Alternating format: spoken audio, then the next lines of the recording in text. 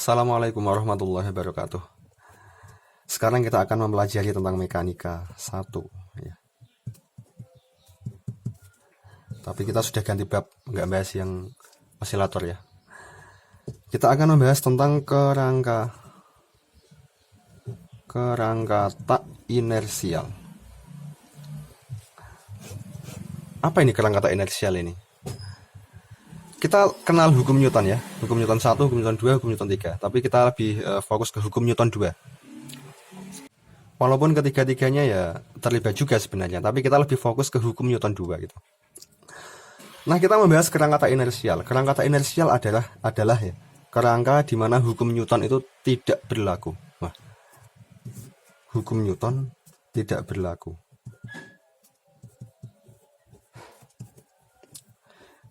Jadi di kerangka tak inersial ini, itu hukum Newton yang kita kenal itu, terutama hukum Newton 2, F sama dengan ma itu tidak berlaku di sini. Kenapa kok sampai nggak berlaku itu? Ceritanya gimana? Ya kalau kita menganggap hukum Newton itu selalu berlaku di manapun saja tempatnya itu salah ya. Ternyata ada kerangka-kerangka di mana hukum Newton itu nggak berlaku di sana.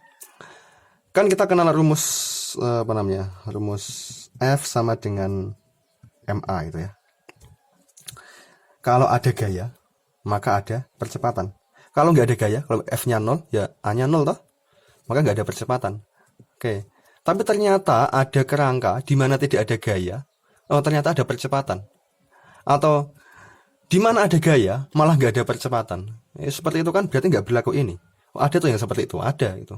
Dan itu namanya kerangka yang tak inersial. Gini, kalau misal kita mengatakan percepatan atau perubahan kecepatan itu ya, secara otomatis tanpa kita sadari mungkin, kita ngomong ada mobil bergerak dengan kecepatan 80 km per jam misal. Kok kita bisa ngomong 80 km per jam? Kilometer itu dari mana? Berarti kan kita secara tidak langsung sudah ngasih bilangan di jalan yang dilewati mobil itu. Kira-kira gitu. Berarti kita sedang membuat sistem koordinat yang ada di jalan. Kira itu ya. Sehingga kita bisa ngomong dalam jarak sekian, ya, dia itu memerlukan waktu sekian. Mobil menempuh jarak sekian butuh waktu sekian. Menempuh jarak sekian kan berarti dari titik sekian, dari bilangan sekian sampai bilangan sekian. Itu berarti kita dengan tidak sadar kita sudah membuat sistem koordinat di jalan itu. Jelas. Ternyata kalau kita salah memilih sistem koordinat, gitu, maka hukum Newton ternyata nggak selalu berlaku. Hukum Newton berlaku hanya di kerangka-kerangka inersial. Seperti apa kerangka yang tidak inersial tuh misalnya? Oke, mari kita saksikan ya. Ini ada sedikit video yang mau saya tampilkan. Kita saksikan saja, oke. Kita akan mempelajari tentang mekanika 1 ya, tentang kerangka tak inersial. Ini tadi ceritanya saya bawa aktor untuk bantu kita supaya bisa memperagakan. Jadi nanti kita bisa lihat film mereka yang main. Saya panggilkan aktornya ya. Oke, nah ini dia aktornya yang akan membantu kita. Dadah. Oke, ini dia aktornya ya. Oh, ternyata aktor kita ada 2 ternyata. Ayo. Ya dadah. Oke, itu tadi saya tunjukkan aktor-aktornya ya. Oke, setelah itu kita akan melihat film yang pertama. Kasus yang pertama. Kasus yang pertama ini adalah ada anak menarik tas gitu. Anak menarik tas. Nah, nanti kita lihat bagaimana kalau kita dari orang yang di luar di pinggirnya anak itu yang melihat anak itu menarik tas. Dengan kalau misal ada semut atau ada misal yang di tas itu melihat sekelilingnya. Oke, mari kita saksikan. Oke, ini saya ceritanya ada 2 HP. HP yang pertama itu ini. HP yang kedua ya, yang saya pegang ini kan nggak kelihatan ya. Ini yang saya pegang ini sama ini. Nah, oke. Kemudian ini nanti HP-nya saya taruh sini. Oke. Terus si aktor kita ini akan menarik si tas ini. Dan apa yang terjadi? Oke, mari kita saksikan. Oke, ini dia anak menarik tas. 1, 2, 3. Ayo, tarik yuk. Oke, mari kita bahas video yang tadi. Kalau kita dari sudut pandang orang yang melihat anak tadi menarik tas, itu apa yang terjadi? Tasnya awalnya diam, ditarik jadi bergerak ya toh? Dan itu apakah hukum Newton berlaku di situ? Ya iya, karena awalnya percepatannya kan awalnya tasnya diam ya, kecepatannya 0. Kemudian dikasih gaya. Siapa yang ngasih gaya? Yang ngasih gaya adalah tarikan tangan anak tadi. Oke. Karena dikasih gaya, maka muncul perubahan kecepatan yang awalnya 0 jadi bergerak. Jelas ya? Sehingga di situ siapa penyebabnya, yaitu tarikan anak tadi, gaya itu, dan akibatnya adalah muncul percepatan. Itu sesuai dengan hukum 2 Newton ini. Bagaimana kasusnya kalau kita melihat dari HP yang saya pasang di tas tadi? Ya, itu kan ibaratnya ada semut yang di tas itu terus melihat sekelilingnya atau melihat ke atas gitu. Karena HP-nya kan saya hadapkan ke atas tadi ya. Seperti apa itu dari sudut pandang HP-nya? Mari kita lihat ya video selanjutnya.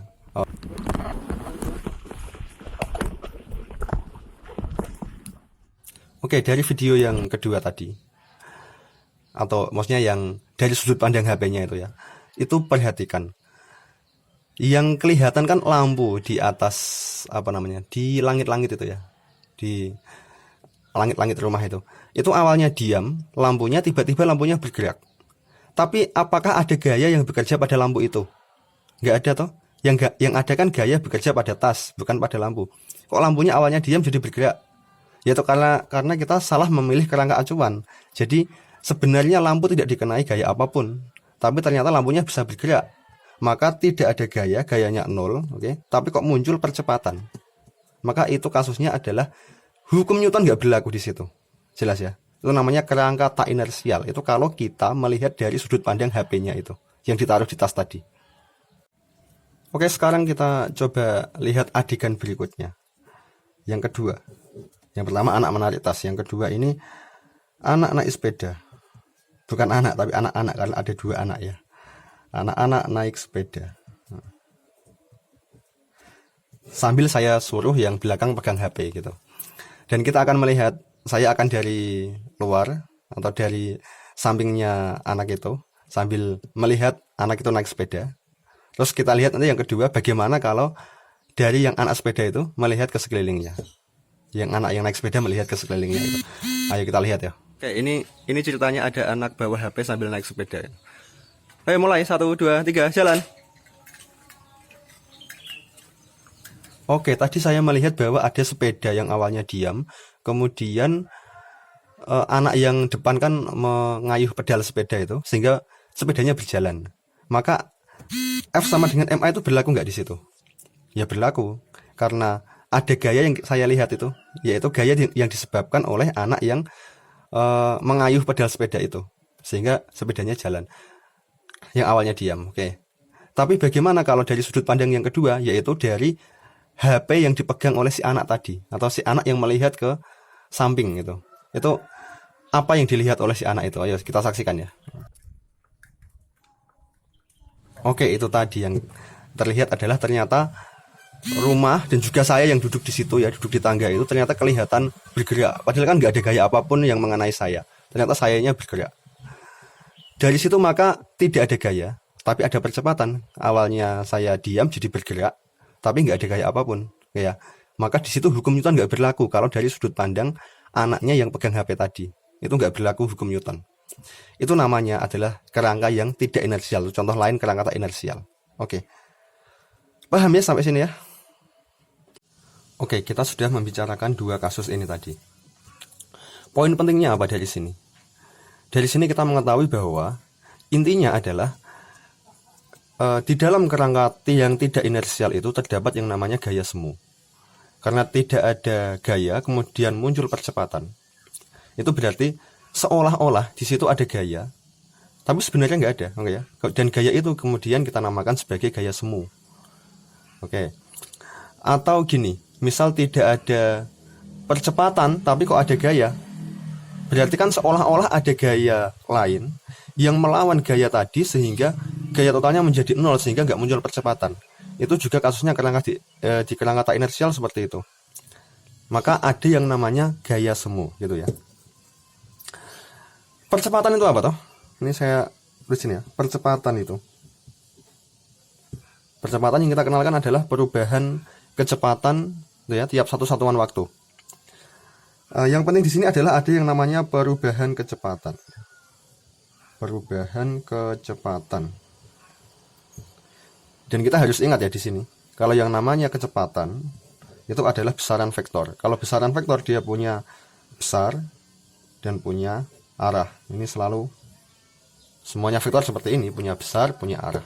Jadi kalau kita ngomong ada kecepatan berubah, maka ada percepatan ya, ada kecepatan berubah. Itu tidak harus besarnya yang berubah, arahnya yang berubah juga termasuk ke dalam kecepatan yang berubah, muncul percepatan. Oke. Kalau gerak kecepatannya besarnya tetap, tapi kemudian dia belok gitu. Besarnya tetap tapi belok. Ya, itu berarti juga ada percepatan. Termasuk di dalam kasus gerak melingkar misal.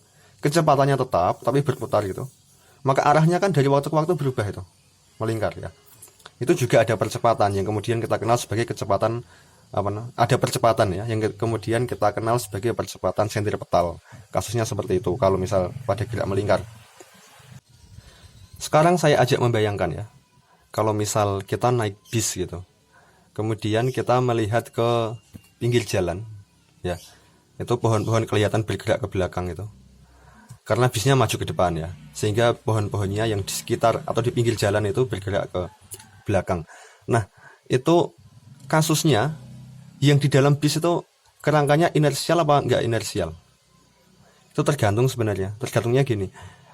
Kalau bisnya melaju dengan kecepatan tetap, ya, kecepatannya tetap, maka kita melihat pohon-pohon di sekitar itu bergerak ke belakang dengan kecepatan tetap, termasuk arahnya juga tetap. Misalnya jalannya lurus gitu, itu juga termasuk kerangka inersial atau tak inersial. Itu maksudnya kerangka inersial ya. Kalau seperti itu kasusnya.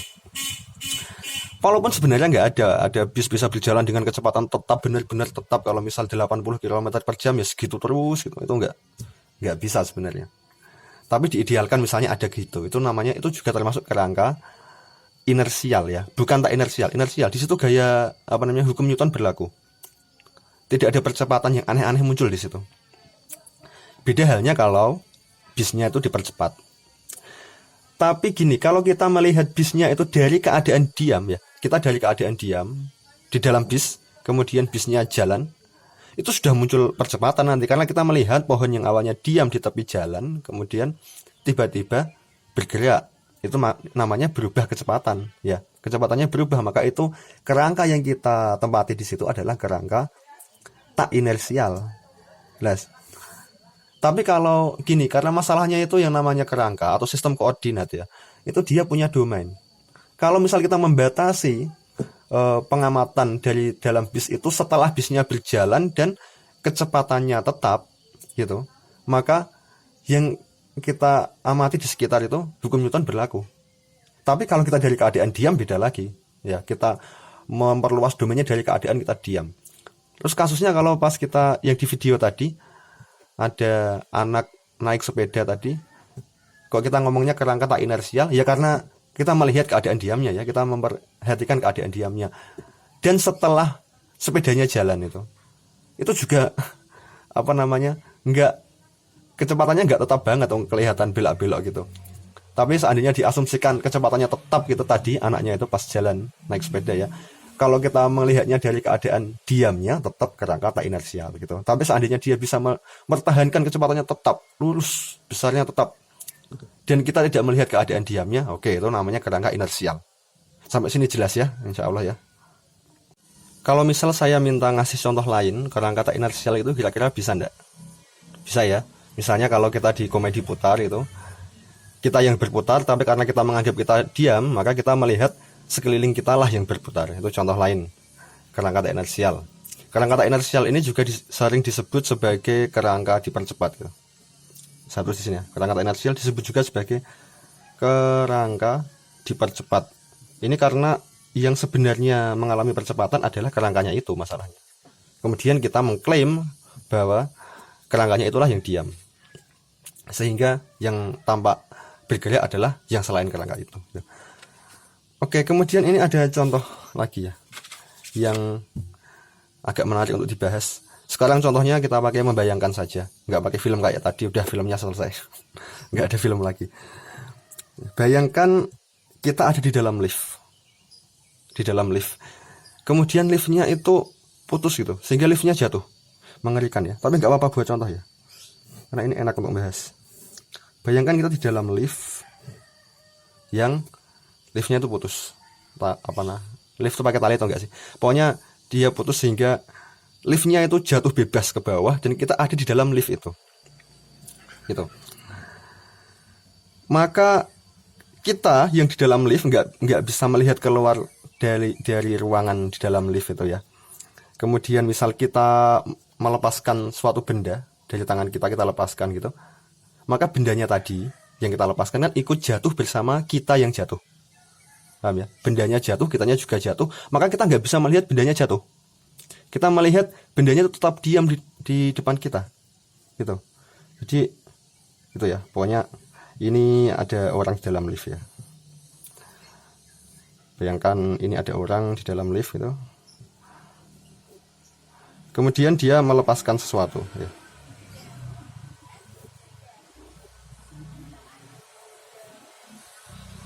Dia melepaskan sesuatu, apanya, misalnya HP-nya dilepaskan gitu. HP-nya dilepaskan.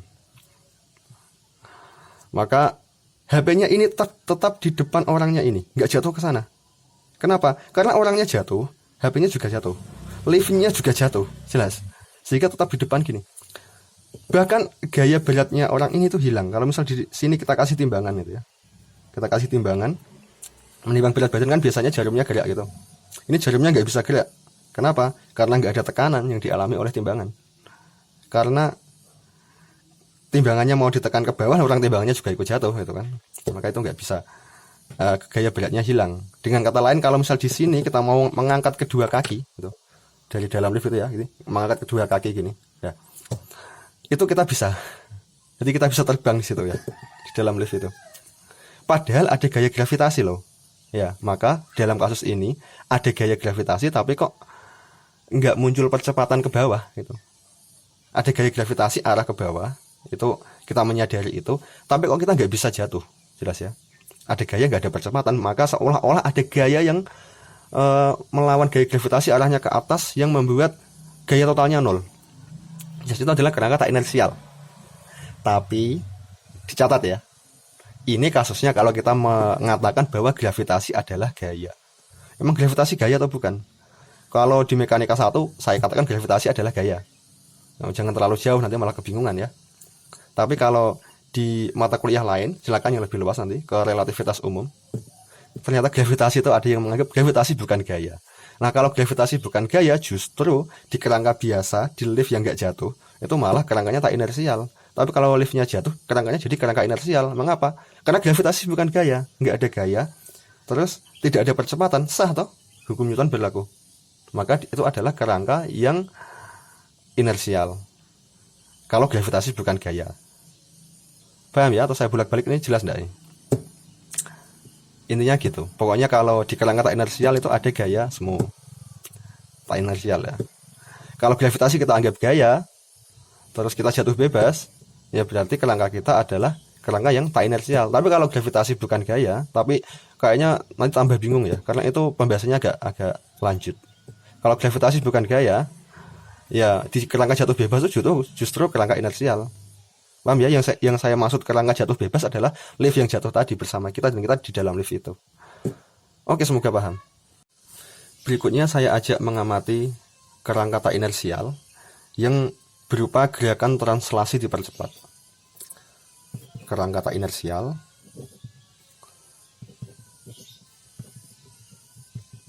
Nah, tak inersialnya ini karena dia dipercepat dengan gerak translasi. Translasi paham ya? Pokoknya geraknya lurus gitu tapi dipercepat. Kerangka inersial, apa namanya ini? Translasi dipercepat ya. Geraknya translasi dan dia dipercepat. Kalau digambar seperti ini kira-kira. Saya punya kerangka inersial ya. Ini yang kerangka inersial. Sumbu X, Y, Z gitu ya. Jadi saya tulislah X, ini Y, ini Z. Ini kerangka inersial misal. Kemudian ada kerangka lain, supaya lebih enak saya pakai spidol warna merah ya. Ini untuk membedakan. Ada kerangka lain, kerangka ini itu bergerak terhadap kerangka ini. Saya tulis S aksen, Y aksen, Z aksen. Oke. Kalau ini saya sebut sebagai kerangka K gitu. Yang ini saya sebut sebagai kerangka K aksen. Kerangka ini bergerak translasi terhadap kerangka ini dan dipercepat. Berarti kalau misal dia geraknya ke sana gitu ya. Ya dia ke sana terus tapi dipercepat. Ke sana semakin cepat. Jelas. Kalau misal dia geraknya ke sana ya ke sana semakin cepat. Pokoknya bergerak translasi dipercepat. Kemudian jarak apa namanya? Ada vektor yang menghubungkan dari titik ini. Saya terus kasih titik O, titik ini titik O aksen. Kemudian ada vektor yang menghubungkan O dengan O aksen. Gini. Dari O sampai O aksen ada vektor ini. Saya kasih nama vektor R0. Oke, sekarang coba bayangkan kalau kita dari dua kerangka yang berbeda ya. Ada pokoknya kita di sini misal, kemudian ada orang lain yang di kerangka ini gitu. Sama-sama mengamati benda ini. Ada benda di sini yang diamati oleh kedua orang dari sini dan dari sini. Oke. Posisinya dia ini, titik ini bagi kerangka ini itu adalah, kita kasih nama R gitu ya. Posisinya R, vektor R. Nah, posisi titik ini bagi orang yang di kerangka ini itu adalah, kita kasih nama R aksen ya. Ini adalah R aksen. Oke. Sehingga dari sini kita punya kaitan bahwa R0 ditambah R aksen itu adalah R. Jelas ya? R itu sama dengan R besar. R0 ditambah dengan R aksen.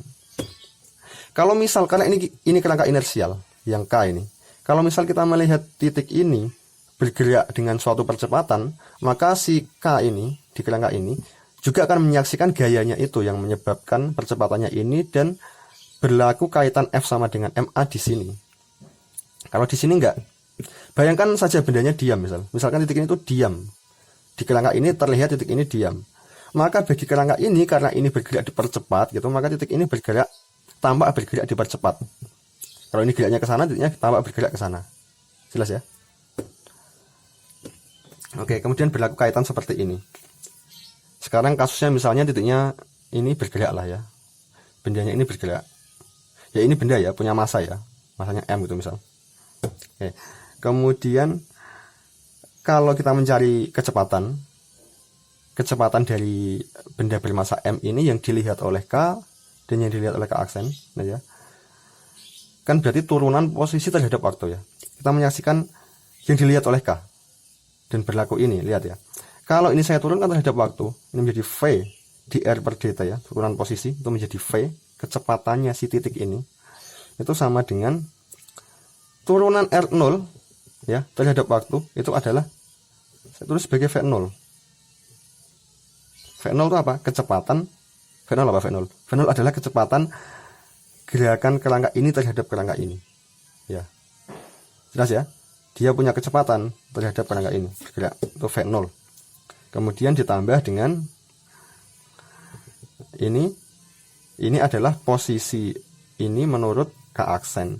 Dan kalau diturunkan maka menjadi V aksen. Maka V aksen ini adalah kecepatan si M ini, benda bermassa M ini menurut K aksen. Jelas ya? Kalau saya turunkan sekali lagi terhadap waktu, maka menjadi A, percepatan. Percepatan sama dengan turunan dari V0 ini adalah, saya tulis A0 ya, A besar. A besar itu apa? A besar adalah percepatan kerangka ini terhadap kerangka ini. Oke, itu A0. Ini kalau saya turunkan sekali lagi terhadap T, maka akan menjadi A aksen. Jelas, A aksen adalah percepatan ini menurut K aksen, orang yang di sini. Jelas ya? Oke. Kalau kemudian berlaku hukum 2 Newton di sini. Ya. Ada rumus F sama dengan MA ini yang asli. F sama dengan MA. Di sini apakah berlaku bahwa gayanya kan sama ya, gaya yang aslinya kan memang F itu. Apakah di sini itu berlaku F sama dengan MA aksen, karena percepatan yang kita saksikan kan A aksen, tapi gayanya yang akhirnya sama-sama F lah ya. A aksen, apakah berlaku ini? Jawabannya ini tidak berlaku. Tapi ini berlaku di sini. Oke, kemudian dari persamaan ini ya. Dari sini F sama dengan MA sementara A-nya adalah A0 plus A aksen ya. Maka ini saya tulis gini bisa. F itu sama dengan M kali A0 ditambah A aksen. Oke. Dan ini sama dengan F. Ya, F sama dengan MA0 ditambah MA aksen. Oke. Kalau ini kita pindah ruaskan, yang MA0 ini kita pindah ruaskan ke kiri, maka menjadi F dikurangi MA0. Oke. Itu sama dengan MA aksen. Oke. Kemudian ya ini kita namakan sebagai F aksen ya. Di sini aja ya, nggak muat ini. Udah dari sini ke sini ya. Ini F aksen itu sama dengan MA aksen ya. Dengan F aksen itu apa? F aksen adalah F min MA0. Lihat ini. Gaya yang asli adalah F, nggak ada gaya F aksen. F aksen adalah gaya F dikurangi sesuatu yang misterius. Misterius gimana? Ya ini namanya gaya semu ya. Lihat ini. Seolah-olah ada gaya tambahan yang ikut menyumbangkan gayanya sehingga berkontribusi ini. F-nya ada tambahan min MA0. Oke ya. Ini adalah gaya semu. Aslinya nggak ada. Seolah-olah ada. Sehingga berlaku kalau ini misal dianggap ada gaya ini, maka akan menjadi F aksen sama dengan MA aksen berlaku gaya hukum 2 Newton. Tapi aslinya nggak berlaku hukum 2 Newton di sana. Jelas ya? Maka muncul gaya semu ini. Min MA0. Ya, min MA0 ini. Oke ya. Untuk saat ini kita belajarnya sampai sini ya, yang materi ini. Masih ada contoh kerangka tak inersial yang lain, misalnya kerangka berputar. Yang di dalamnya nanti muncul yang namanya gaya sentrifugal, kemudian ada efek Coriolis dan lain-lain. Itu nanti kita bicarakan di video yang lain ya. Jadi untuk yang sekarang kita sampai sini. Semoga paham. Assalamualaikum warahmatullahi wabarakatuh.